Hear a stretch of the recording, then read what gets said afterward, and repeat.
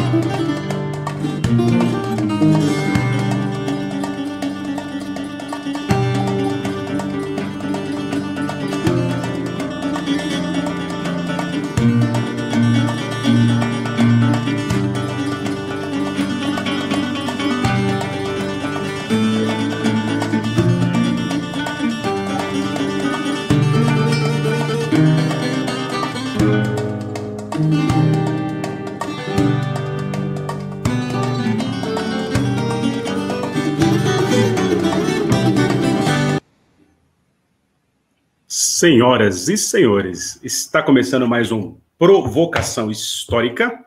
Vocês sabem, né? O nosso, o seu, o meu, de todo mundo, o programa de entrevistas com historiadores e historiadoras do Brasil, que há muito tempo eu sonhava em fazer, né? Quando ainda era um jovem estudante de graduação na USP e fazia lá os meus gracejos, ou então quando já era mestrando e doutorando na FAO-USP, pensava em divulgação de história da arquitetura e do urbanismo, de história do Brasil.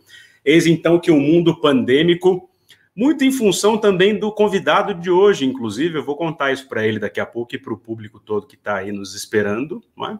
Muito em função dessa vida pandêmica, posso aqui então ter a alegria, depois do convite do Eduardo Moreira, de fazer um programa de entrevistas com narradores e narradoras desse Brasil, que a ideia é, entre outras coisas, se divertir com história, a despeito de, evidentemente, ficar chocado e ficar um tanto triste com as tragédias ou com o cortejo de barbáries triunfais da história do Brasil, como vai narrar hoje aqui o nosso convidado de hoje. Queria dar o meu abraço aqui no Marcelo Ferraro, que aí está, e direto da Brown, nos Estados Unidos, o mais novo pós-doutorando. Meus parabéns, meu querido Marcelo. Espero que você aceite o convite para vir aqui no Provocação qualquer dia desses, não é?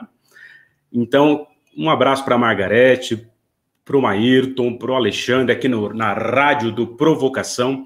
Estamos todas e todos aqui ao vivo no canal do Instituto Conhecimento Liberta, no canal do Eduardo Moreira, e ao vivo aqui no Instagram, no YouTube, no Facebook. E vou pedir para vocês aquele mutirão já básico aqui do canal do Edu e do ICL, e também aqui do Provocação Histórica, que é compartilhar, né, fazer viajar pelo Brasil a palavra da história, aleluia. Então aqui no YouTube, vamos lá, é só fechar aí o chat ao vivo do YouTube e curtir, o canal não é monetizado, vocês sabem. E no Facebook, quem está vendo do Facebook, compartilhem, curtam e compartilhem. Vamos fazer viajar a palavra da história, porque vale muito a pena. Eu nem imaginava que agora, nessa 35ª entrevista que eu estou fazendo aqui, não faço sozinho, faço com a equipe do ICL, faço com o Gui, que está aqui nos bastidores, e faço com convidados maravilhosas e maravilhosos, como o convidado de hoje, que eu nunca imaginei poder, né, um dia poder aqui fazer essa prosa com ele. Bom, então, vamos compartilhar esta palavra. Eu vou apresentá-lo aqui, antes dele entrar triunfalmente, devidamente, né? Vou ler aqui a sua formação acadêmica. Ele é João Paulo Garrido Pimenta, bacharel, licenciado, mestre e doutor em História pela USP, livre docente em História do Brasil Colonial. Ele é professor do Departamento de História da Universidade de São Paulo, desde 2004, estava ali no 2º ano como estudante. Professor visitante do Colégio de México, da Universidade Jaime I da Espanha, da PUC Chile, da Universidade Andina Simón Bolívar e da Universidade de la República no Uruguai. Ele é bolsista produtividade do CNPq e atua nos seguintes temas: América Portuguesa, séculos XVIII e XIX, independência do Brasil, da qual ele vai falar aqui hoje brilhantemente para variar, da América Espanhola, Império do Brasil, Questão Nacional e Identidades Políticas, História do Tempo Histórico. E é junto com o professor Rafael de Vivar Marquesi, coordenador do LabMundi, o Laboratório de Estudos sobre Brasil e Sistema Mundial, que está vinculado à Harvard University. Pois é, minha gente. Senhoras e senhores, recebam aqui no Provocação Histórica João Paulo Garrido Pimenta. Seja muito bem-vindo, meu caro. Boa tarde, Lindener Pareto. Um prazer imenso estar aqui contigo nessa sessão e com todos aqueles que nos seguem. Muito que bem. Eu falei para você nos bastidores aqui, né, do catedrático uspiano, que aqui hoje nos brinda com sua palavra. E, aliás, né, fazendo jus àquilo que é a Universidade Pública e a Universidade de São Paulo, eu estou emocionado porque você foi orientando do Istvan, e o Istvan é um dos meus principais narradores como referência, assim. Ô, João, antes de fazer para você a primeira pergunta, inclusive envolvendo a história do Istvan, queria te agradecer imensamente por estar aqui e do seu tempo, ainda mais na Semana da Independência, né, que é uma avalanche de eventos, e você é certamente, não só no Brasil, mas no mundo, um dos principais especialistas no assunto. Então, eu queria agradecer a você, ao Rafael de Vivar Marquesi, que fez o meio de campo também, e a minha amiga Ana Rosa Cloclé, que também é sua amiga, e que também ajudou a gente aqui nessa conexão. Ô, João, o público quer saber como que é essa trajetória do João orientando do Istvan Yankso naquela Fefeleche do final dos anos 90, naquele rescaldo do fim da ditadura militar, toda uma renovação ali. Como que funcionou isso, meu querido? Então, né, Lindener, foi no começo dos anos 90. E, curiosamente, eu não tive aula com o Istvan, mas eu procurei porque eu estava interessado em fazer pesquisa. E eu não tinha um tema de predileção. Eu não estava interessado em estudar uma coisa específica da história. Eu queria simplesmente estudar a história. E era um perfil que já começava a se esboçar lá, então, em meados da minha graduação. Eu entrei na universidade em 1990, né? Eu tinha 17 anos recém-completados, e eu simplesmente, Lindener, eu gostava de história. Eu sei que tem muita gente que gosta mais de um tema, mais de outro. Muitos dos nossos espectadores aqui certamente têm esse perfil. Isso não é só um perfil de um estudante de história que frequenta a universidade, mas de um estudante em geral, né? Sempre tem lá as suas predileções. Eu nunca tive as minhas predileções. Eu simplesmente queria estudar história.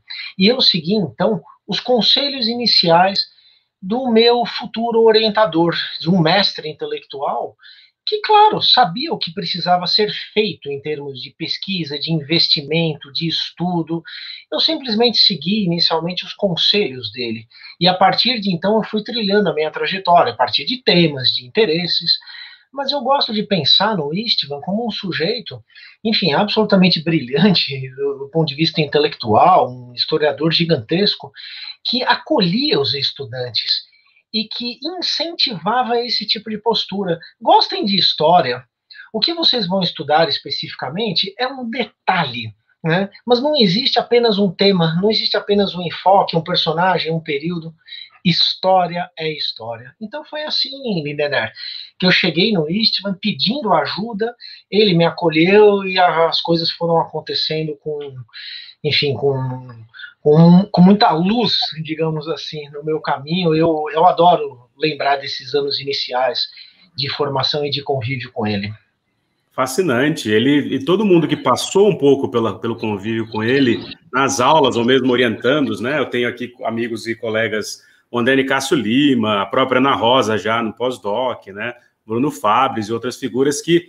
E eu lembro, no primeiro ano, fazendo o primeiro trabalho dele, João, e aí eu resolvi falar dos classificados do ouro e fiquei indignado que tinha padres que não seguiam estritamente ali as regras da batina, digamos assim. E aí eu queria denunciar que aquilo era errado. Aí ele falou, Lindené, na salinha dele, assim, com um monte de livro atrás, igual você está aí, isso é anacronismo. Aí foi a primeira vez que eu ouvi o que era anacronismo. Mas é sempre saudosa mesmo, um narrador acima de tudo, né? Ô, João, essa parte do alunos que gostam de história, escolham história por gostarem de história é crucial, né? Por incrível que pareça, você é o primeiro a falar isso aqui, né? De forma tão didática, né? Porque Sim. no fim das contas é isso, né? Claro, se você me permite falar mais uns 30 segundos sobre isso. Eu, inclusive, construí uma autoimagem de historiador com base, então, nesse momento inicial de definição. Claro que eu tenho aí os meus estudos. Quando eu prestei concurso numa universidade, eu me obriguei, né, a dar prioridade, então, a uma determinada disciplina, que é a história colonial. Tem os meus temas de estudo que estão concentrados nos séculos XVIII e XIX, com certos enfoques. Mas até hoje, Lindener, eu procuro levar isso adiante, transmitir para os estudantes alguma forma de inspiração e de motivação a que não sejam hiper especialistas. E eu acho que isso talvez faça sentido também para aqueles que não são, repito, estudantes formais de história, que estão nos assistindo aqui. Sabe, você aí que está nos ouvindo, que gosta da Segunda Guerra Mundial, e que tem fascínio pelo Napoleão, e que gosta especialmente da história do Egito Antigo, né? Pense nisso. A história não tem um começo ou um fim. A história que você gosta, espectador, ela não teve um momento de início ou um momento de fim. Ela foi se mesclando com outras histórias, não é? Então, hoje em dia, Lindener, eu me vejo não como um especialista apenas em determinados temas, mas como alguém que coloca a sua experiência a serviço do conhecimento histórico a partir de temas nos quais eu, se especializou. É simplesmente isso. Eu não tenho uma paixão específica por aquilo que eu estudo. Eu nunca me apaixonei por nenhum personagem que eu estudo, né? Então, eu já me apaixonei por pessoas vivas, mas por pessoas mortas, não. Né? Então, por nenhuminha, não teve fixação por nenhuma, João? Nenhuma. Não, nenhuma. Né? Só por pessoas vivas. E assim, eu entendo que algo mais pode ser feito pelo conhecimento histórico no nosso país. Uma integração de áreas, tendo como ponto de partida um fascínio por aquilo que nós fazemos, porque realmente fazer história é uma viagem maravilhosa, além de ser muito edificante do ponto de vista social. Né? João, sensacional. Ó, a despeito, né, de ser muito mais abrangente que um mero especialista, aliás, dos melhores especialistas, mas muito mais do que isso, como você bem disse, ontem, não é?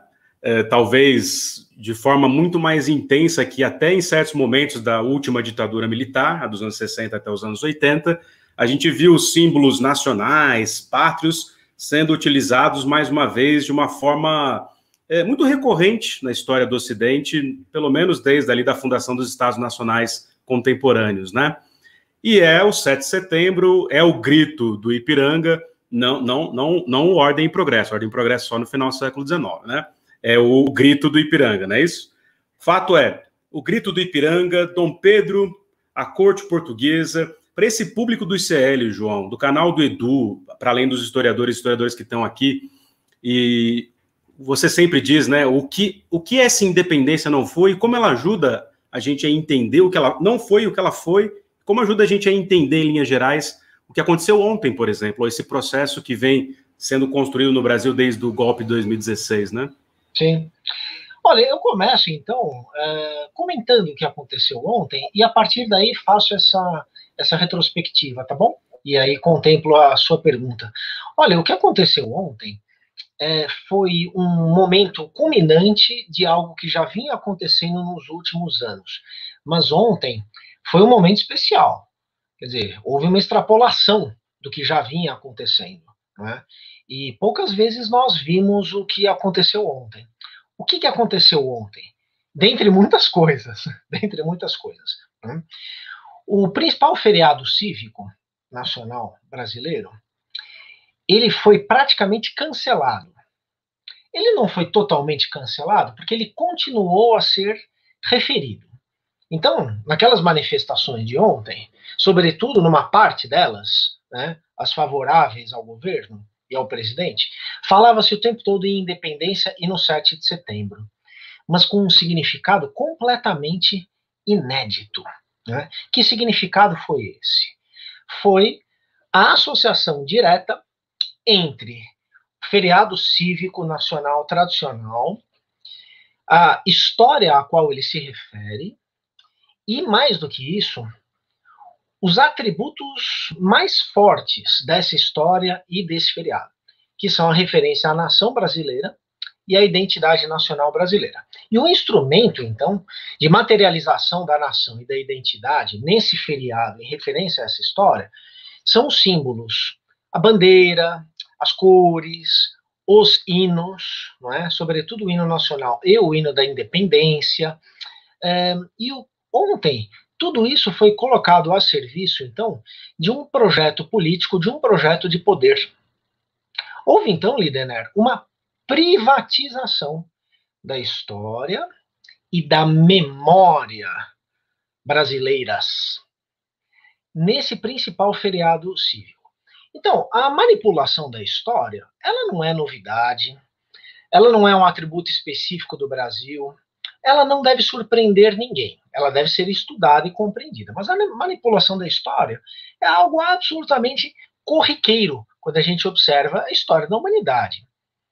No entanto, no Brasil dos últimos anos, isso tudo que eu acabei de descrever, né, já vem acontecendo desde 2013, não é? Então, metaforicamente, nós poderíamos falar de um sequestro da história, da memória, dos instrumentos de conexão entre a história e a memória, que são esses que eu falei aí, bandeiras, símbolos, cores, né, hinos, bordões como independência ou morte, uma nova independência, a ideia de futuro, né, tudo isso colocado, então, como uma forma de dizer que quem não compactua com aquele projeto político, com aquele projeto de poder, está excluído da nação e da identidade. É como se não tivesse direito a usufruir da nação e da identidade. E ontem, né, isso aconteceu com o cancelamento, né, do feriado tradicional. Esse feriado já tinha sido cancelado no ano passado, mas por razões sanitárias.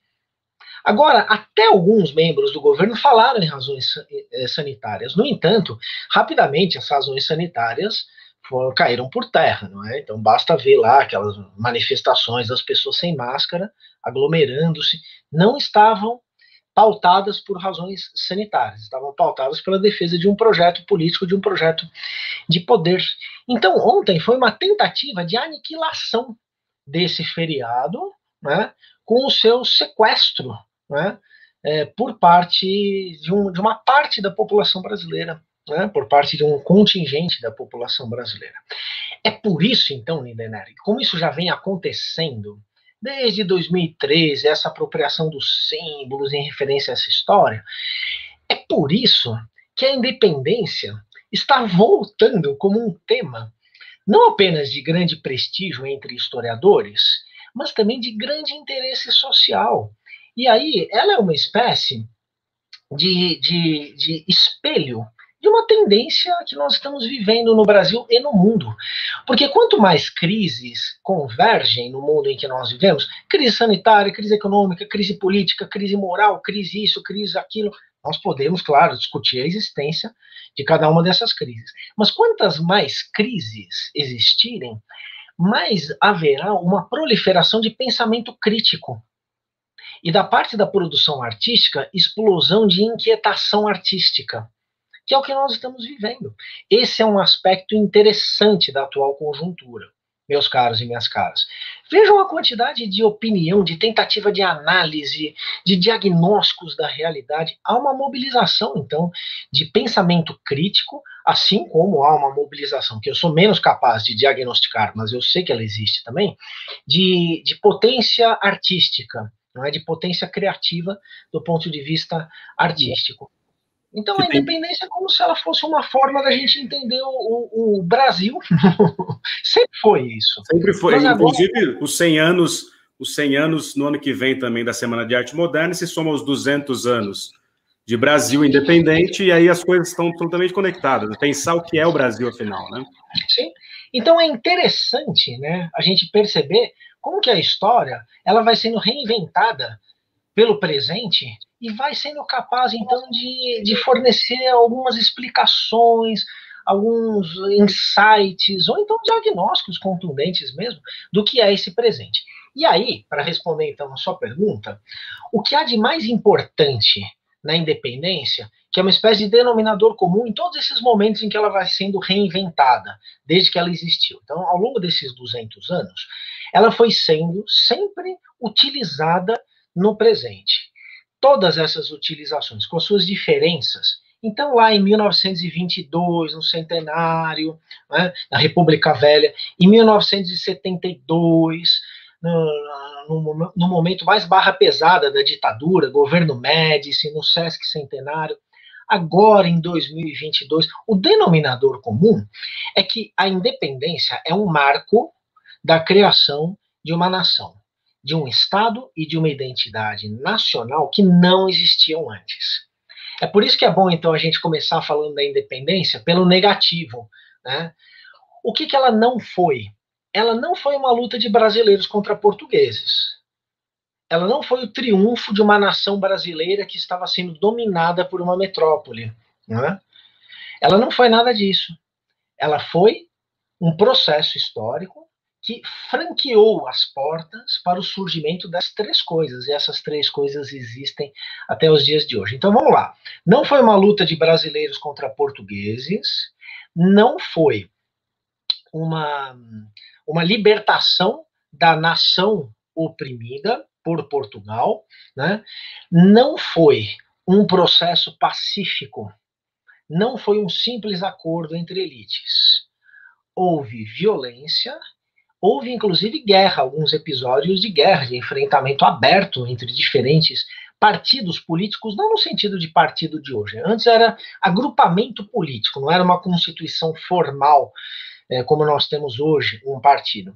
Então a independência não foi nada disso. A independência foi outras coisas que asseguro a quem estiver assistindo aqui, se essas minhas afirmações elas ainda podem causar alguma surpresa, asseguro que a história mais verdadeira da independência é tão interessante quanto essa história falsa. E essa falsa você diz qual? Essa que alguns almanaques fanfarrões e descuidados ficam esculhambando os personagens e os processos, é isso? A primeira história mais falsa, né, a qual estou me referindo aqui, é então a invenção desses mitos que eu acabei de criticar. Né? Então, Brasil contra Portugal, brasileiros contra portugueses, um processo pacífico, nada disso. Essas versões foram sendo inventadas ao longo do tempo para obedecer a propósitos políticos do presente e não em respeito ao que tinha acontecido ao passado. Só que essas versões aí que eu estou criticando, elas vão se espalhando pela sociedade. E a sociedade consome mais aquilo que ela quer consumir do que aquilo que os especialistas na matéria consumida acham que deveria ser consumido. Explico, né? Explico. Por que tem tanta gente que acredita até hoje, sei lá, em bruxaria, em conspiração maçônica universal, em conspiração judaica universal? Por que tem tanta gente que acredita em fantasma? Por que tem tanta gente que acredita em OVNI? Mesmo que, veja, pode ser que OVNI exista, eu não descarto essa possibilidade, né? Mas desde que se prove isso, né? Então, até o momento não foi provada a existência de nada disso. Os mistérios são sedutores. Eles são interessantes, não há nenhuma dúvida. A gente liga a TV, né? E assiste esses programas de TV a cabo, que são ótimos para dar uma relaxada no final de noite. Alguns são muito bem feitos e são de bom conteúdo. Mas aqueles mais fantasiosos, cheios de teorias da conspiração, cheios de mistério, eles tocam numa demanda, numa necessidade social que as pessoas têm de se relacionar com o sobrenatural, com o inexplicável, né? Com o místico, com o obscuro, como se a verdade fosse sempre algo escondido lá debaixo da terra ou em algum rincão perdido do universo. E quando a verdade se apresenta, as pessoas, olha, eu sou a verdade, eu tô aqui, tá? As pessoas não acreditam nela. Não pode ser tão fácil assim de conquistar, né? Deve ser uma coisa mais difícil. Então, é assim que as mitificações vão sendo produzidas e vão se espalhando na sociedade em geral. E aí, quando as pessoas vão fazer divulgação em história, isso tem mudado, hein, Lindenberg? Você é um agente protagonista disso também. Quando as pessoas, então, vão fazer divulgação, elas acabam muito mais por reproduzir mitos, pensamentos enraizados na sociedade, versões tradicionais indevidas. Por quê? Por que que o divulgador, não só de história, mas de outros conhecimentos, acaba sendo muito conservador, acaba mais reproduzindo do que produzindo? Porque há um mercado a ser observado, as pessoas gostam de saber aquilo que elas já sabem. Para você aprender alguma coisa, isso é uma obviedade, eu tenho certeza que todo mundo que está nos ouvindo aqui vai concordar com isso. Para você aprender alguma coisa, você precisa se esforçar. Não importa em que fase da vida, que idade e que formação você tenha. Você precisa parar, você precisa prestar atenção, você precisa pensar, você precisa rever conceitos. Então, a imensa maioria dos divulgadores de história, até aqui, eles têm reproduzido de maneira quase que passiva, alguns de maneira inconsciente e outros de maneira sem vergonha mesmo, conscientemente, apenas o que as pessoas querem confirmado como se fossem já conhecimentos sólidos. Não querem inovar, não querem dar aquele empurrãozinho, sabe? Opa, vamos pensar um pouco diferente, né? Então é isso que acontece.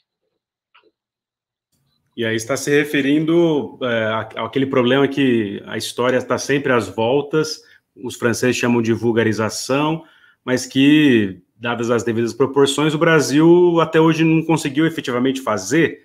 Quer dizer, eu lembro da Cristina Meneghello, do próprio Marquese, falando aqui que, de fato, é preciso dar um passo além. Mas por que a gente não conseguiu? Porque esse mercado está vinculado a uma divulgação jornalística de quinta categoria, e isso de gente que, inclusive, acaba até usando a historiografia grave esse estudo da USP, da Unicamp, de Harvard, mas que, no fim das contas, põe títulos esculhambando a história brasileira, né? Então, por que que isso acontece?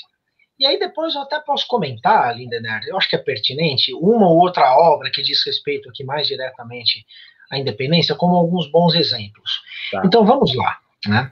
Nós temos, de um lado, um monte de profissionais dedicados ao ensino e à pesquisa do conhecimento histórico, e de outra parte, nós temos então um enorme público que eu não chamaria de público consumidor, mas um enorme público que quer saber de história.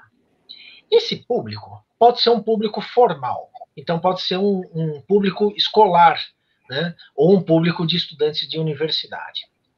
Esse sim, por princípio, eles têm que estar sujeitos à transformação, né? Mas isso não esgota o público é mais amplo, né? Aí, nós temos uma outra parcela da nossa população, que são os divulgadores de história. Agora, o primeiro grupo e o terceiro grupo têm se confundindo, eles têm se misturado, isso é bom. Ou seja, cada vez mais, divulgadores de história são professores e pesquisadores de história. No entanto, a esses professores e esses pesquisadores, falta algo que é importante para chegar ao público. Falta técnicas, não só de inserção no mercado, mas de comunicação. Falta tecnologia. E como que você vai cobrar de um professor que leciona, então, numa escola pública, numa região periférica, com condições de trabalho péssimas, né, com a sua liberdade de expressão ainda por cima sendo cerceada, porque até algum tempo atrás, né, o que a gente tinha? A gente tinha um monte de professores em péssimas condições, mas que pelo menos tinham a sua liberdade. Fechavam a porta, o mundo era deles.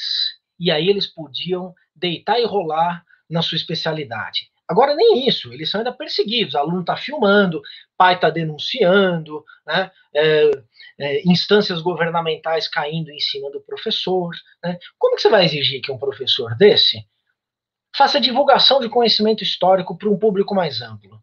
Vocês acham, meus caros, minhas caras, que esse professor já não tem trabalho suficiente para fazer? E um professor universitário, que é muito melhor remunerado, somos nós, né, Lindenberg? Então, nós somos muito mais bem remunerados, temos condições de trabalho muito melhores, em geral, do que professores de ensino fundamental e ensino médio, embora existam também algumas assimetrias nisso daí. E o que nós temos para fazer? nós temos que lecionar, ensinar um monte de alunos, com classes muitas vezes lotadas, abarrotadas, nós temos que pesquisar, nós temos que publicar, né? Nós temos que orientar trabalhos, e ainda por cima nós temos que fazer divulgação, sendo que nós nem estudamos essa divulgação. De repente nós tivemos que virar youtubers, escritores com mão mais leve, tivemos que atender a imprensa. Então eu acho uma cobrança totalmente indevida, essa que é feita, em cima dos historiadores desse país, como se de repente eles tivessem que se tornar divulgadores. Sendo que muitos deles já são divulgadores. Trabalham com livros didáticos, não é? Formam alunos de maneira direta, alunos que serão professores, colaboram com a sociedade, atendem à imprensa, não é? E aí tem umas assimetrias aí nessa distribuição de tarefas. E entram, então, em cena os jornalistas, não é? Que são muito capazes, têm, em geral, grande competência, porque estudaram para isso, no tocante à comunicação, no tocante à escrita de textos leves, de textos rápidos. No entanto, quase nunca estudaram história. O que a gente faz, então? Tem que aproximar essas duas coisas. Porque até agora, a divulgação em história no Brasil, com algumas raras exceções, é muito ruim. É muito ruim. E a única forma que eu vejo de aproximar isso, né, esses profissionais, formando, por exemplo, nos cursos de história, divulgadores em história. E, pelo amor de Deus, melhorando a categoria, o nível teórico dos cursos de jornalismo. Todo mundo sabe que são muito ruins, não é verdade? Então, é assim que eu vejo, Lindenberg. Por que a coisa não deu certo ainda? Porque nós trabalhamos de maneira segmentada. E aí, corremos para atender as demandas de um mercado fortemente conservador.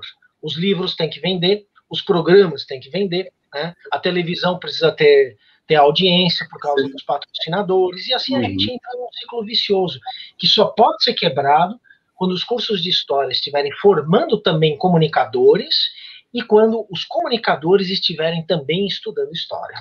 É assim que eu vejo a coisa. Não, perfeito, perfeito. Você concorda com isso? Você que é um protagonista, repito, desse movimento aí de transformação, você acha que é por aí? Acho que é totalmente por aí. E eu não tinha ouvido ninguém conectar as duas coisas sem cair num certo corporativismo. E você faz isso muito bem, assim, evita o corporativismo, até porque nós não temos o monopólio da narrativa da história, porque seria bizarro se isso acontecesse. Nunca. Claro, Lindenberg.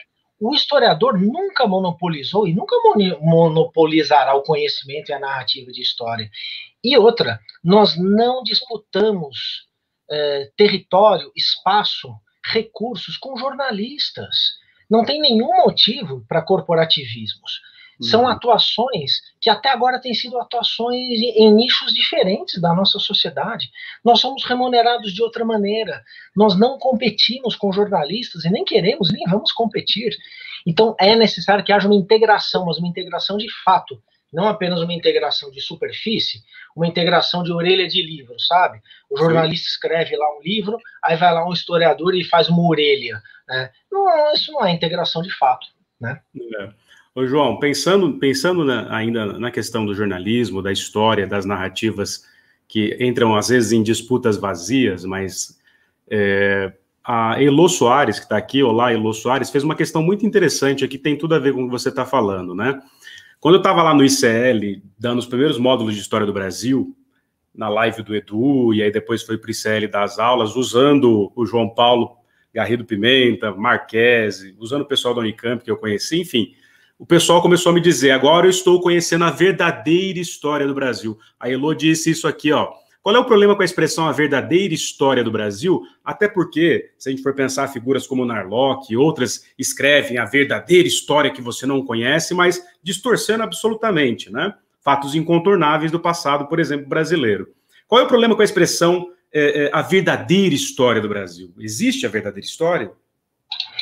Olha, existe uma verdadeira história que é inalcançável, é inatingível. Nós, historiadores, aprendemos muito cedo a lidar com a noção de verdade. O que é essa noção de verdade? com a qual nós lidamos, e é a mesma do jornalista, hein, Lindener? Né? É o seguinte, existe uma verdade. Às vezes, são muitas verdades. Nós não podemos abdicar jamais da concepção de que existem verdades no mundo. Senão a gente cai num relativismo maluco. A Terra vira plana. Não pode ser. Não é?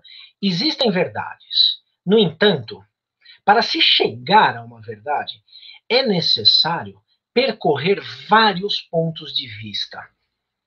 Para se chegar àquele ou aqueles que são os melhores, e aí justificar por que aquele ou aqueles são os melhores.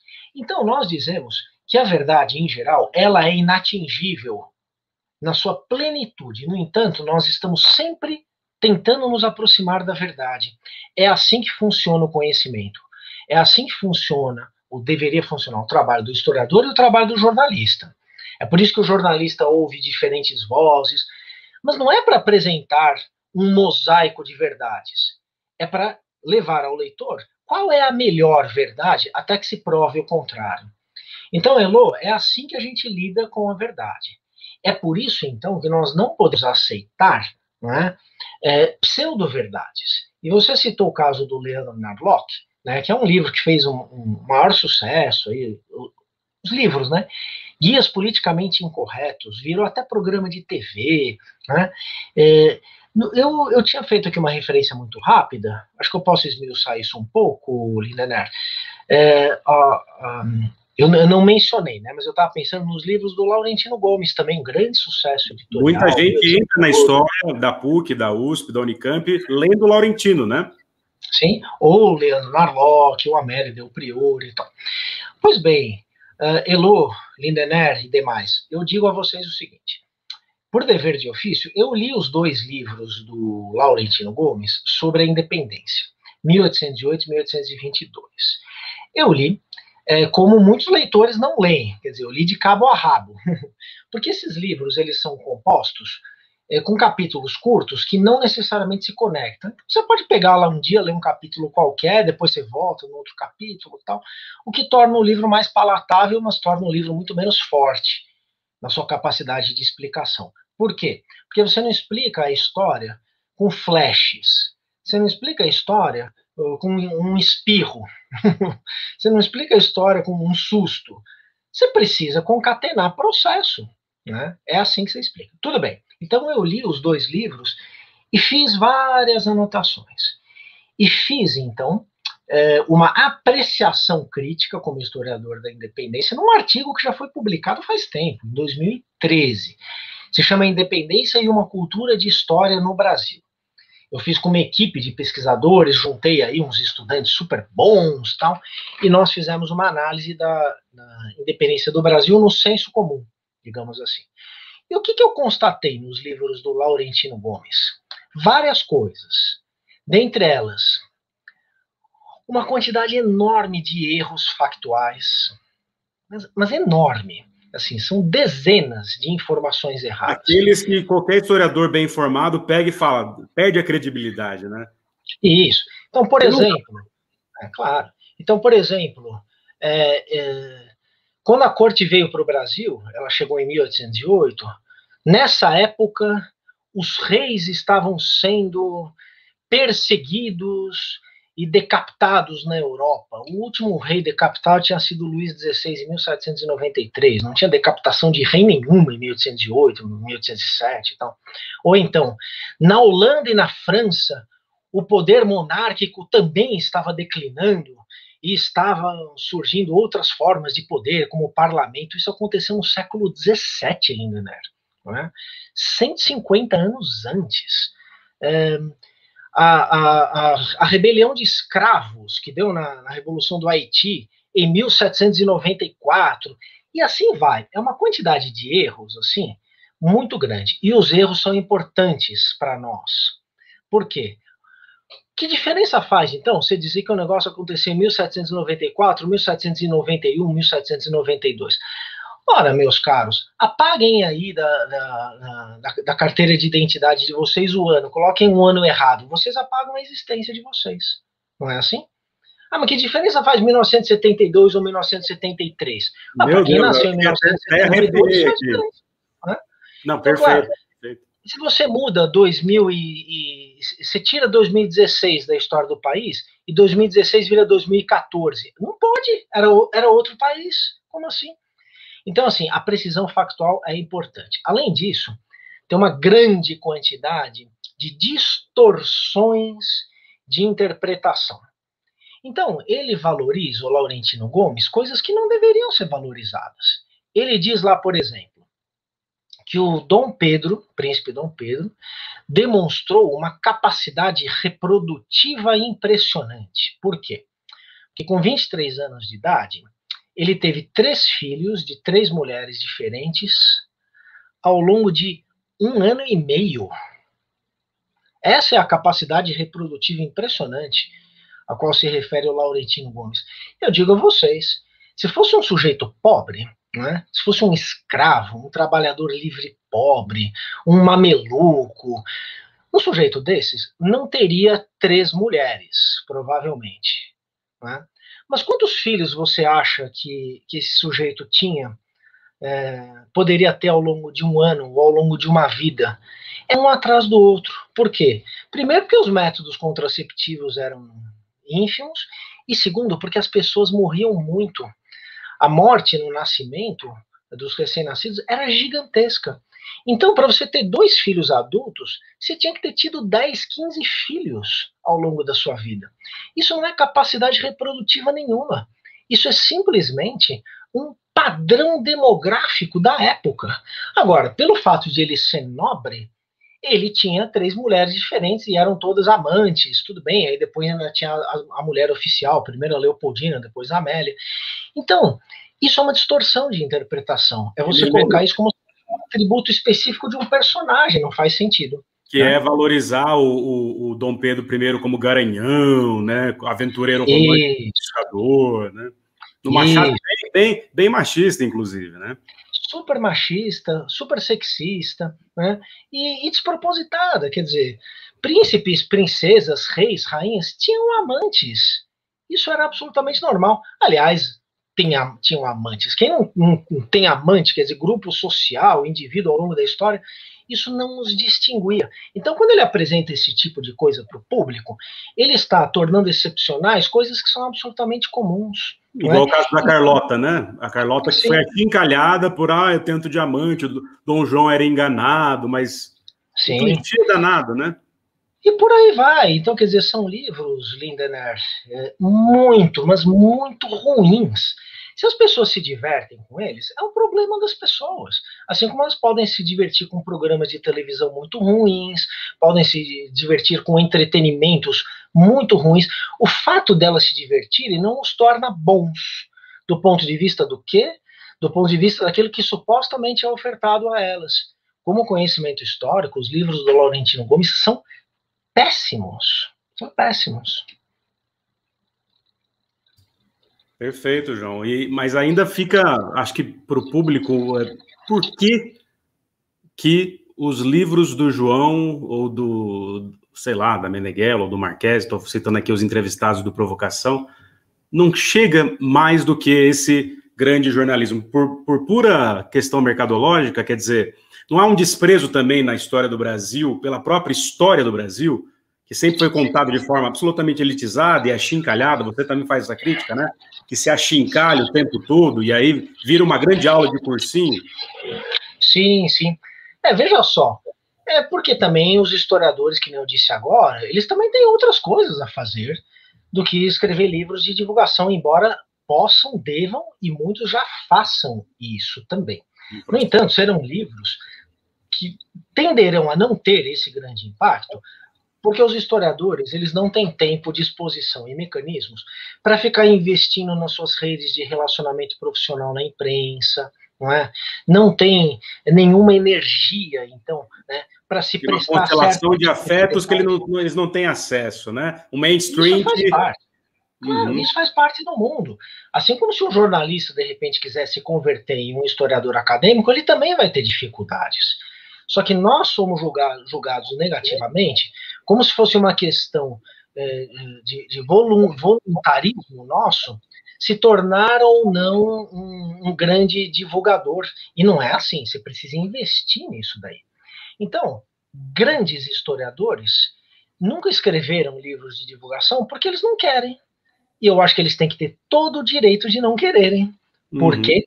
Porque eles estão trabalhando em outras coisas. Agora, quem quiser fazer um livro de divulgação tem a obrigação de estudar aqueles que produziram o conhecimento a ser divulgado. E podem, inclusive, contar com assessorias e por aí vai. Não é? Então, isso é uma coisa. E a outra coisa, você tem razão também, eu concordo. O brasileiro tem uma tendência a achincalhar a história do Brasil. Esse é um traço sociológico nosso. Sociológico. Sim. Faz tempo que é assim. O brasileiro tem uma tendência irresistível a acreditar que as coisas que acontecem aqui, elas são meia boca. Que as coisas verdadeiras, grandes, impactantes, importantes, acontecem alhures. Acontecem e aconteceram em outros países. Então, o brasileiro nutre um pensamento colonizado de inferioridade da sua própria história em relação ao que ele considera superioridade de outras histórias. É como se o Brasil nunca tivesse se completado, não é? Então, aquela ideia de país do futuro, tal, isso vale também para o país do passado. O passado do Brasil é ridicularizado. E quando ele não é ridicularizado, o que ele é? Ele é endeusado, heroicizado. Então, são duas posturas que se expressam, inclusive, muito bem nos usos políticos da independência, mas não só da independência. Ou as coisas são um lixo, ou elas são gloriosas. E aí nós, historiadores, vamos lá, então, criticar o lixo, criticar o glorioso e tentar chegar à tal da verdade. É impressionante. Não, perfeito, Por que João. tem tanta novela histórica? Isso, nos tempos do imperador. Nos tempos do imperador. Vocês vejam como tem tanta novela histórica. Claro, porque as pessoas sempre se interessam por história. Então, eu não concordo com aquela coisa que o brasileiro não liga para a história. Não, tem milhões. Agora, na verdade. Mas tem muita gente que adora, claro. O sucesso aqui do seu canal é uma amostra disso também. Então, tem um monte de novela histórica, porque tem sempre gente que gosta de história. E é muita gente para justificar um investimento numa novela da Globo. Legal. Mas também é irresistível, né? Tem que ter um pouco de humor. Eu acho que de uns tempos para cá as novelas históricas têm perdido um pouco do humor e elas têm se tornado mais suscetíveis a pautas identitárias, elas estão ficando um pouco mais politizadas. Sim. Mas até um tempo atrás, falar do Dom João, do Dom Pedro, da Carol... Sou da geração, João, do Quinto dos Infernos, com o Marco Nanini. Né? Não, o Nanini fez o filme. O Dom João era o André Matos, eu acho. Ai, Carlotinha, né? Lembra o Quinto dos Infernos? É claro. Ô, Linda, eu assisti, para escrever esse artigo ao qual me referi, né, Independência é uma cultura de história no Brasil, eu assisti o Quinto dos Infernos inteiro. Eu comprei os DVDs. E tenho até hoje um caderninho com as minhas anotações. E fui tomando nota. Como que aquilo se conectava com o Laurentino Gomes? O que aquilo tinha a ver com o livro didático? O que aquilo negava ou reforçava um programa do YouTube? E assim foi, né? Eu e a minha equipe, a gente analisou isso daí. E tem umas coisas tão interessantes, mas tão interessantes, né? Tem lá os extras do DVD. Ó, pessoal, isso aí não é fácil de assistir. No DVD tem os extras. E a Bruna Lombardi, né? Sabe, a Bruna Lombardi, claro, né? Tá. A Bruna Lombardi, ela é uma atriz coadjuvante. E tem um extra em que ela diz o seguinte, ela está sendo entrevistada, tal, como atriz, né? Olha, eu adorei fazer essa série, porque eu aprendi muito da história do Brasil. Mas não aquela história dos livros, das escolas, aquela história sisuda. Eu aprendi a história divertida, a história por detrás, né, da história oficial, que é a história divertida. Então o brasileiro acha que o humor é capaz de revelar verdades, não por coisas com as quais eu e você seríamos convergentes em concordar. Quer dizer, o humor revela coisas, mas não é de maneira, claro, mas não é de maneira direta assim. Você imagina que algum inglês que estudou minimamente a história acreditaria que ao assistir os filmes do Monty Python, ele estaria aprendendo a verdadeira história? Não, né? Claro que não, ele sabe que aquilo é humor. Que a verdade do humor está em outros cantos. Então, essa fala da Bruna Lombardi é muito sintomática desse dado sociologizante, né? O brasileiro que acredita que o humor revela a verdade, porque a verdade está sempre escondida em algum lugar, em algum recôndito perdido. João, perfeito. O Selton Mello voltou triunfalmente a fazer novelas da Globo e reestreou depois de mais de 20 anos como Dom Pedro II. A cena inicial da novela, porque eu fiz questão de ver exatamente para falar disso aqui, porque a gente precisa falar das distorções que o nosso maior grupo de comunicação, a nossa Hollywood tropical, faz em termos de distorção do passado brasileiro, né? Começa com o Dom Pedro II velhinho, o Selton Mello, em frente à Torre Eiffel, como se a Torre Eiffel fosse já, né, ficasse apinhada de gente. Claro, desde que ela foi inaugurada, ela foi chocante, mas não era esse ponto que se configura assim só no século XX, né? Cheia de clichês. Aí ele fala numa entrevista que é bom fazer um homem tão cívico e perfeito como Dom Pedro II, né? Por que isso é errado? O Dom Pedro II era essa figura toda mesmo? Como é que a gente pode desconstruir essa imagem do imperador cidadão? Olha, é que a ênfase nos indivíduos, ela exagera nos atributos individuais da história. É claro que a história, assim como as sociedades, elas são feitas de indivíduos, mas os indivíduos nunca agem sozinhos. Para a gente entender por que atributos individuais de uma pessoa são capazes de influenciar a história, nós precisamos estudar a inserção daquele indivíduo numa sociedade. Então, quando a gente trata dessas figuras, nessa perspectiva aí, Dom Pedro II e tal, nós estamos exagerando nas características individuais de uma pessoa e com isso estamos retirando essa pessoa da sociedade. E com isso não se entende a pessoa e não se entende a sociedade. Essa é uma coisa, então. Os indivíduos não devem ser superestimados como produtores da história, porque eles só produzem a história em sociedade, em interação com outros indivíduos. E, além disso, a insistência na capacidade dos indivíduos de mover a história abre brechas muito perigosas, e aqui é um diagnóstico político mais do que um diagnóstico histórico, historiográfico, abrem brechas, essas ênfases excessivas no indivíduo, para os autoritarismos, para as concentrações de poder, né? E para as relações de messianismo político que são tão comuns no mundo contemporâneo. Então eu tenho uma objeção do ponto de vista histórico e uma objeção do ponto de vista político a essa insistência nos indivíduos. E tem uma terceira, é que o indivíduo ele foi inventado de maneira, num momento relativamente recente da história da humanidade. O que eu quero dizer? Existiam pessoas, mas as pessoas quase nunca se enxergavam como indivíduos. Elas não achavam que elas eram diferentes dos outros. Elas achavam que tinham algumas diferenças, tal, mas elas não eram fundamentalmente diferentes umas das outras.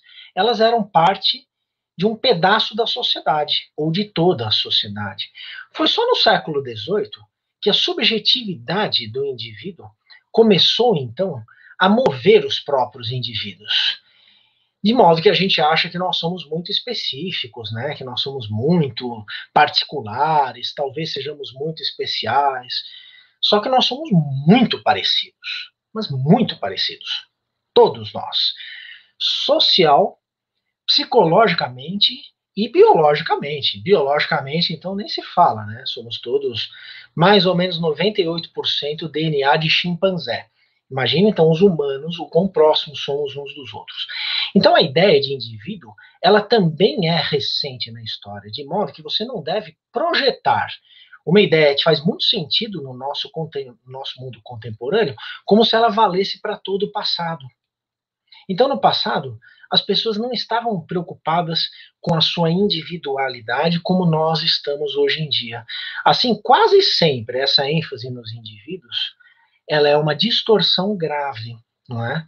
E no caso, então, da história da independência do Brasil, esses indivíduos ainda não estão plenamente constituídos. É um processo de formação da subjetividade e da individualidade do mundo contemporâneo que está em curso aí. Faz sentido isso? Sensacional. Não só faz sentido, como mostra que a história é muito mais complexa do que coisas binárias e clichês, né? Uhum. Ô, João, eu sei que é difícil e que você se dedica há décadas ao assunto. Inclusive, eu coloquei aqui no começo o Tempos e Espaços das Independências, está aqui, publicado pela Intermeios, né? Esse foi publicado, esse é de 18 ou 17? Esse daqui eu acho que é 2017. 2017. O João tem aí uma série de livros, artigos publicados. Eu vou pedir para o nosso glorioso Guilherme Bessa, que está aqui nos bastidores, vou colocar o link aqui de novo, do academia.edu, que aí o público pode encontrar os textos mais importantes, as referências bibliográficas, a produção historiográfica do João Paulo Garrido Pimenta, que aqui está. Então, o Gui está colocando aqui, já colocou aquele artigo sobre a questão da cultura histórica no Brasil. Pode até pôr de novo aí, Gui, por favorzinho.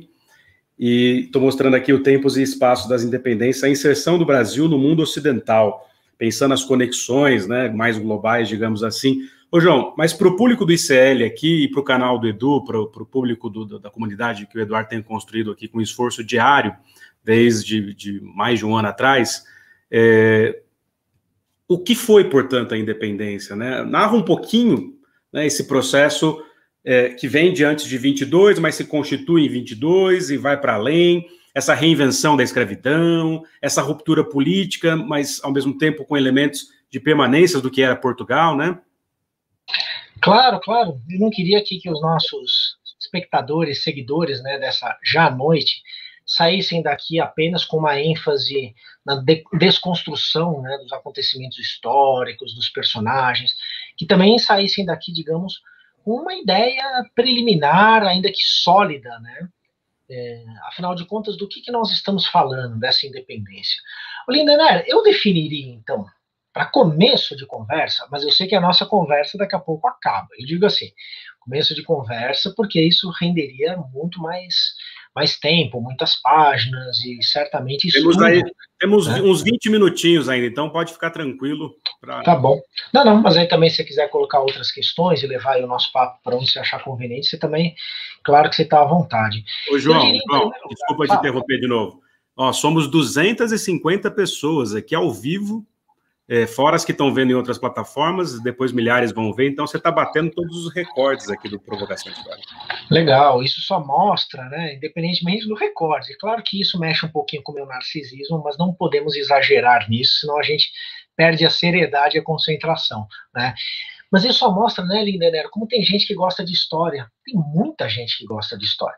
Pode ser que vocês não gostem do programa, que vocês não gostem dessa entrevista, mas se vocês estão aqui, é porque vocês gostam de história e acho que é uma amostragem muito significativa. Não é verdade que o brasileiro não se interessa por história, não se interessa, e muito. Pois bem, a independência, ela foi um processo que resultou, então, na separação política entre o Brasil e Portugal. Só que o Brasil não era uma unidade política. Então, quando ele está se separando, não é uma coisa muito bem definida que está se separando. Ao se separar, o Brasil precisa construir uma unidade política. Durante alguns séculos, o Brasil tinha sido um conjunto de colônias de Portugal, e a concatenação, a centralização disso tudo estava em Portugal e não no Brasil. Então, a separação política entre o Brasil e Portugal é uma separação entre dois reinos, na época a terminologia é essa, sendo que o reino do Brasil não é um reino perfeito. Por isso que não tem uma nação, uma nacionalidade, um nacionalismo brasileiro, nada disso. O Brasil era um mosaico de coisas diferentes que, ao se separar de Portugal, tem que construir uma unidade. Pronto, foi isso em primeiro lugar. Esse é um processo revolucionário, gostemos ou não da palavra. É um processo revolucionário. Quem viveu esse processo, muita gente que viveu, entendeu que ele era revolucionário, por alguns motivos diferentes que nós entendemos esse processo como revolucionário. Na época, eles achavam que era revolucionário porque era grandioso. E era maior ainda, era mais grandioso, porque supostamente estava sendo feito esse processo sem a participação direta do povo. Não era um processo democrático, a ideia de democracia era muito negativa para a maioria das pessoas que fez a independência do Brasil, e era um processo conservador. E as pessoas achavam que era bom que tivesse sido assim. Então era uma revolução conservadora, sem derramamento de sangue, sem violência, sem enfrentamentos. Mas essa é a versão da época. Nós nunca acreditamos piamente no que as pessoas do passado achavam delas mesmas. Não é assim, Lindener? A gente tem que formar a nossa própria análise. Não à toa a gente vai para os divãs, né, dos analistas, né? Exatamente, claro, né? A gente não acredita no que os personagens achavam que era a história deles. Nós temos que explicar considerando o que eles achavam, mas a gente não pode acreditar piamente. Então foi uma revolução, dizemos nós, historiadores hoje, 200 anos, né? Não porque tenha sido uma grande mudança social, não porque tenha sido um movimento com grande participação popular, embora tenha sido um violento movimento, um processo muito violento. É um mito a passividade do processo de independência, né? O caráter pacífico e passivo. Né? Foi uma revolução porque os seus resultados foram profundos. Foi uma revolução porque a independência criou uma nação brasileira que não existia antes, uma identidade nacional que não existia antes e um Estado nacional que não existia antes. E essas três coisas existem até hoje. E elas nos informam, elas fazem o que nós somos, gostemos ou não, com muitas variedades. Mas, vocês querem algo mais revolucionário do que uma mudança de identidade? Então o sujeito era português, de repente ele vira brasileiro. Só que isso não foi uma operação individual, não é uma mudança de nacionalidade, com obtenção do passaporte, a naturalização. Foi um processo coletivo.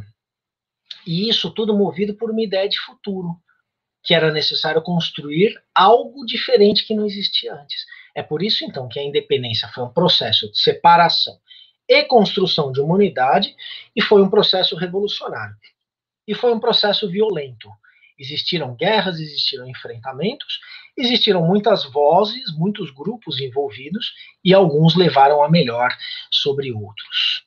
E para finalizar, então, essa resposta, eu diria, Lindener, que a independência, ela continuou a existir, não mais como história, mas como memória. Aí a gente volta para esse 7 de setembro e para muitas outras coisas, que é a memória da independência. O que é a memória? Memória é o tipo de lembrança que uma sociedade tem e quer ter do passado. Então, não apenas ela estuda, ela entende o passado, mas mais importante do que estudar e entender é quando, então, a sociedade inventa um passado, distorce o passado, manipula o passado. Por quê? Porque com isso o passado se torna algo interessante no presente. Aí a história se torna memória. Então não é uma simples lembrança, é uma lembrança interesseira, é uma lembrança que serve ao presente, é uma lembrança que tem uma finalidade prática, coisa que muitas vezes o conhecimento do passado, por mais próximo da verdade que ele esteja, nem sempre é capaz de oferecer para uma sociedade. Então todas as sociedades fazem a sua memória. E a independência, então, não apenas é história, mas é memória também. Você acha isso satisfatório, Lindener? Quer que eu aprofunde algo ou vamos para outra? Acho absolutamente satisfatório e contemplo, inclusive, questões que estão aparecendo aqui no chat, as questões pertinentes aqui que estão aparecendo no chat, que a Luzia, por exemplo, perguntou a sua opinião sobre o último 7 de setembro, o João falou sobre essa opinião no começo da live, fica gravado, então é só retomar, não é? Tem algumas questões que envolvem essa guinada historiográfica, digamos, mais identitária, e evidentemente com muita razão de ser, né, apesar de algumas críticas, mas que tem a ver com outros personagens, outros grupos que nunca foram narrados na história brasileira. Não só a história da independência da Bahia, por exemplo, igual mencionaram aqui, mas a história e os... Acho que uma coisa interessante de pensar, você na sua na sua linha, digamos, da macropolítica, mas da política, da nova política, né, que envolve todas as outras, como diz o Novaes, esferas da existência, né? Mas pensando essa reinvenção da escravidão como uma política da escravidão, como lembra o Tames, né? E que você também, enfim, já vinha fazendo isso, ele aprende de você, aprende do Marquese, né? Sim. Olha só, a reinvenção da escravidão é também a reinvenção da monarquia, é também a reinvenção da territorialidade. A gente diz de maneira muito simplória, a gente não, vai, eu não digo isso. Vocês entenderam, né? A nossa sociedade diz, em geral, que a independência manteve a monarquia, manteve a escravidão e manteve o território. Não é bem assim. Não é bem assim. A escravidão continuou a existir, mas era uma outra escravidão. Mas, claro, antes era uma escravidão colonial, passa a ser uma escravidão nacional, com outro tipo de conexão com o mundo. E a monarquia? A monarquia também não é a mesma. Como que pode ser a mesma monarquia se é uma monarquia de um imperador do Brasil em ruptura com o Reino de Portugal? Não é a mesma monarquia. E o território? Também não é o mesmo território, não. Primeiro, porque as colônias não eram unidas. E segundo, que para unir os antigos territórios coloniais, teve quebra-pau, teve guerra de independência, repito, né, foi necessário construir uma união nacional, muitas vezes com base na força, né, evidentemente.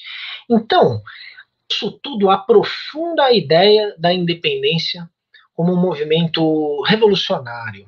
Né? E eu acho que isso é muito importante. Mas, Lindener, tinha um começo da sua pergunta que me escapou. A questão dos subalternos, né? Ah, sim. Claro. E aí,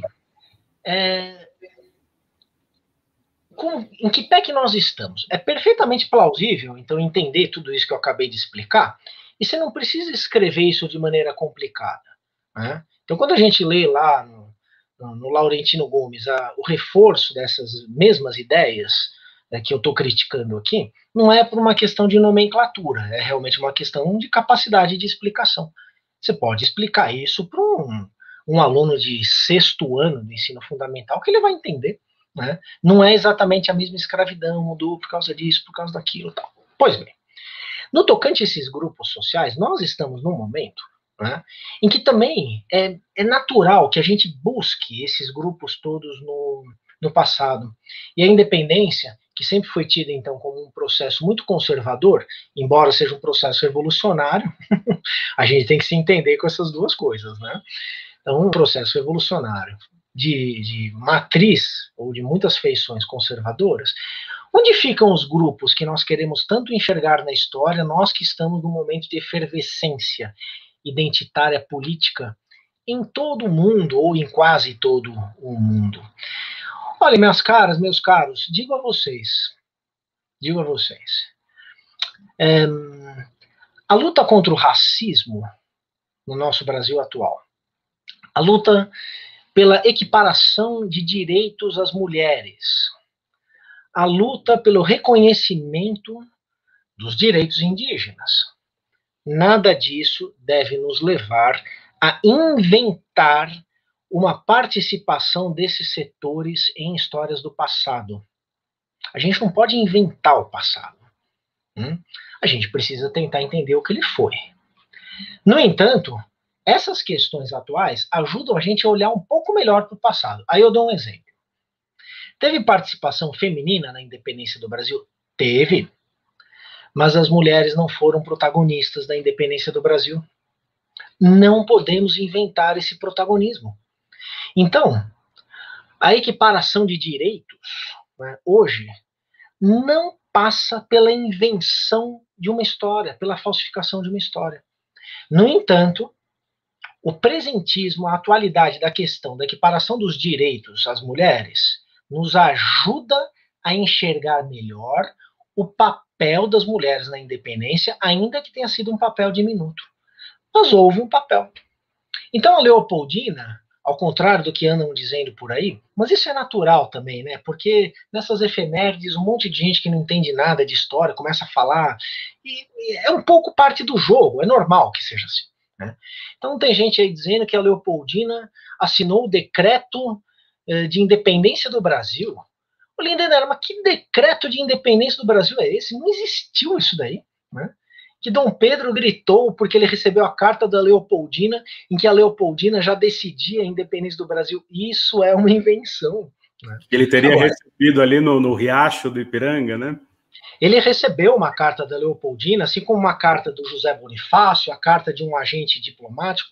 Ele recebeu algumas cartas no Riacho do Ipiranga, mas provavelmente a carta da Leopoldina dizia: Pedro, meu querido príncipe e amado esposo, aqueles protocolos discursivos, né? Haja com moderação e escute seu ministro José Bonifácio. Provavelmente era isso que estava escrito na carta. Mas aí as pessoas querem exagerar o protagonismo político da Leopoldina. E a Leopoldina tinha participação política importante. Só que não foi ela que inventou a independência do Brasil. Então isso é uma distorção. Então é isso, Lindenberg, que eu vejo. A gente está mais sensível, evidentemente, para novos temas e a participação desses agentes sociais na história, mas isso não nos autoriza a violentar, a destruir o passado em nome das nossas necessidades do presente. Sabe, no fundo, para que eu acho que serve o estudo da história? Eu acho que não é para explicar o presente. Eu acho que é para entender o presente, não para explicar. Por que entender o presente? Porque o presente é constituído historicamente. Então, se a gente estuda a história e a gente aprende a pensar com a história, a gente vai entender o que é na realidade, porque a nossa realidade também é resultado da história, não é? Então, a gente não vai para o passado para acertar contas com o presente. A gente vai ao passado para aprender a pensar historicamente. E aí eu volto àquele primeiro ponto. É por isso que é muito útil a gente sair do nosso tema específico de predileção. Porque quanto mais a gente estudar outros temas, melhor a gente vai entender o que é pensar historicamente. Como que uma sociedade, então, ela se constitui, ela é o que ela é, por conta dos seus processos de transformação. Quando a gente entende isso, a gente está pensando historicamente. João, eu me senti de volta nos melhores bancos escolares das graduações em História do Planeta, que evidentemente também é a minha casa de formação, que é a FEFELESTE, lá com o Istvan na época. Enfim, você já estava... Você e o Rafael Marquesi são frutos ali de uma entrada de uma greve que também ajudei a construir em 2002, olha só. Mas enfim, nem entendi o que era aquele mundo ainda, mas estava lá apoiando a greve. Claro, foi uma greve que nós tivemos uma falta, uma escassez brutal de professores na Faculdade de Filosofia da USP, e uma greve estudantil, e uma greve que exigiu, então, a contratação de mais professores, e acabou, né, com a obtenção de 92 novos professores para toda a Faculdade de Filosofia. História é um dos 11 departamentos daquela faculdade, né? E o departamento de História conseguiu 13 professores. 13. O Lindenberg, você participou disso? Você fez parte de uma história incrível, viu? Essa greve estudantil foi um negócio incrível. Né? É bonito de ver. João, ó, nosso tempo está acabando, mas antes de eu passar para você fazer aqui as considerações finais, se despedir do nosso público, eu queria dizer que sorte da USP, do Brasil, tão pensado, sonhado, discutido, narrado, tragicamente ou não, de ter você como um grande estudioso da nossa independência, da nossa história, mas acho que, acima de tudo, aqui no caso hoje, de pensar historicamente dessa forma e, enfim, né, pelo menos dar aqui elementos contundentes de por que a gente estuda história e por que somos a própria história também, né, a despeito de não a fazermos do jeito que a gente quer ou gostaria de fazer. Então, eu queria te parabenizar pelo professor que você é, pela generosidade que você tem, pela sua trajetória, obviamente, e dizer que já era seu fã e sou mais ainda. Então, muito obrigado.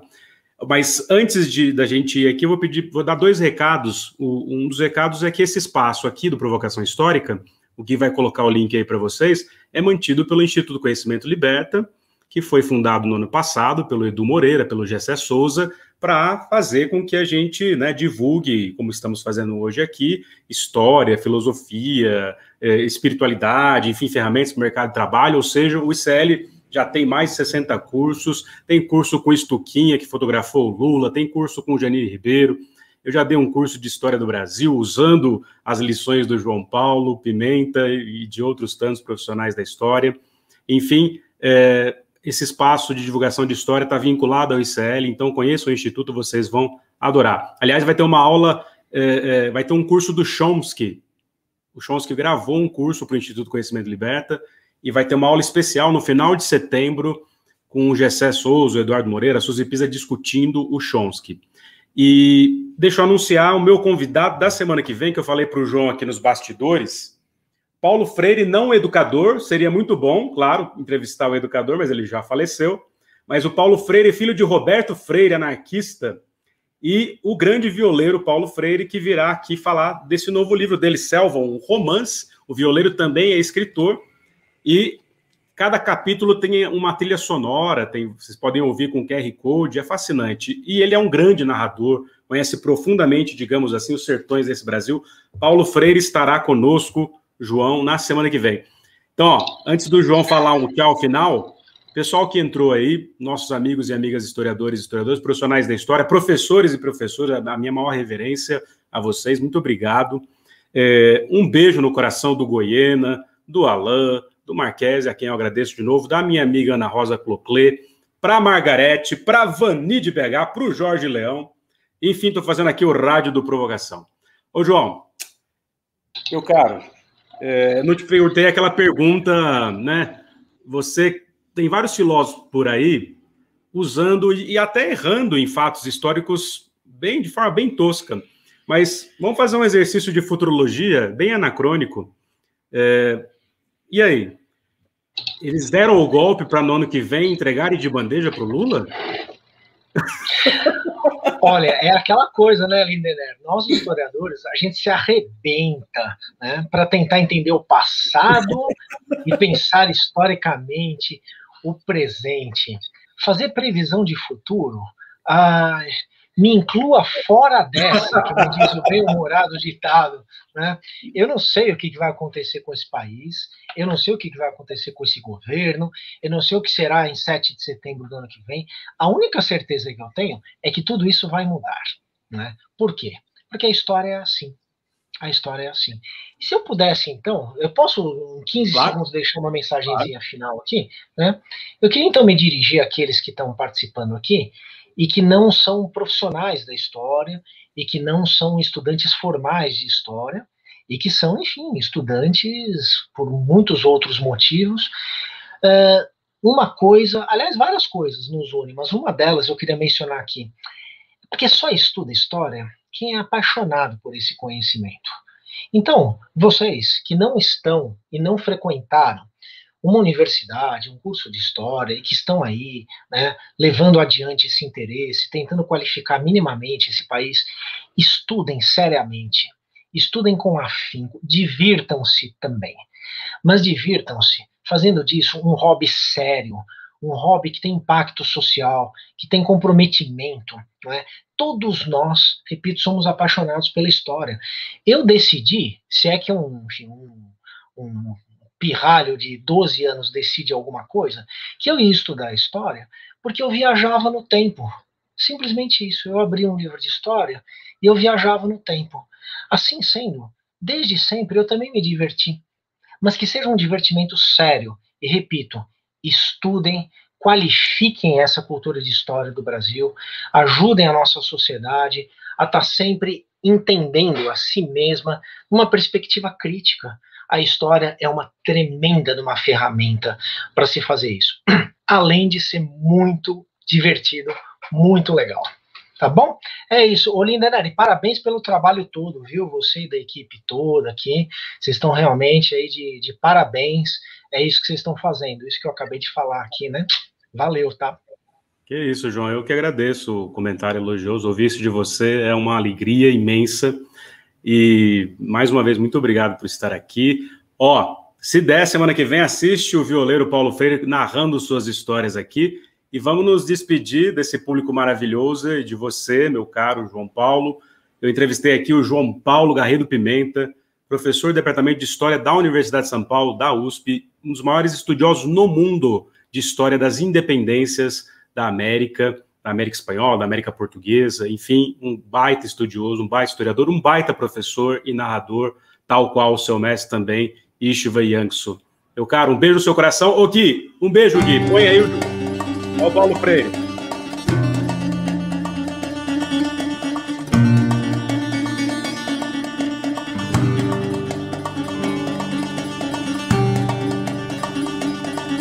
Tchau, João. Obrigado, Gui.